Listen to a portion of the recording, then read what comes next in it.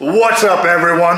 Welcome back to the channel. Hope you're all doing well. Today I figured I'd take a few minutes to go over the topic of tattoo aftercare. Give a little breakdown as to what I do when I'm done a session and the information I pass forward to the client as far as taking care of that beautiful new ink. Before we get into it, don't forget to leave a comment, subscribe, and smash that like button. So we just added some beautiful new ink.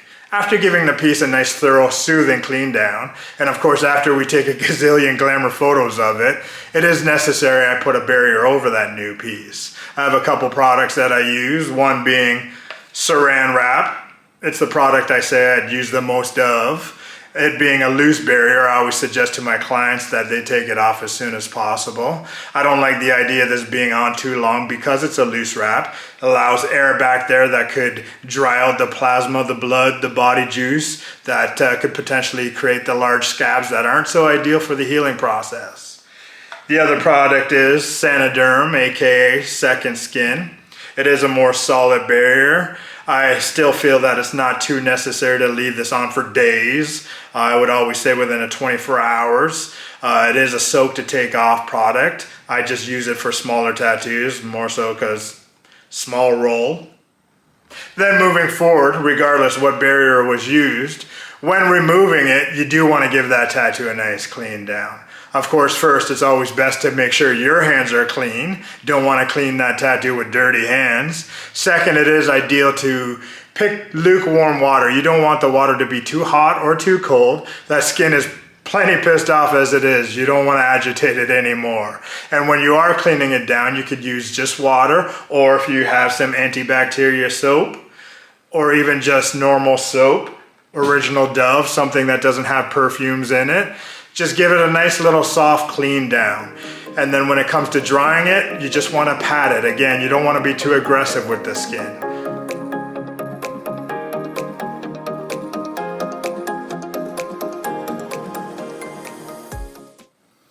As for aftercare products, there's so much out there nowadays. There's a lot of branded tattoo specific products, different ointments that you could get.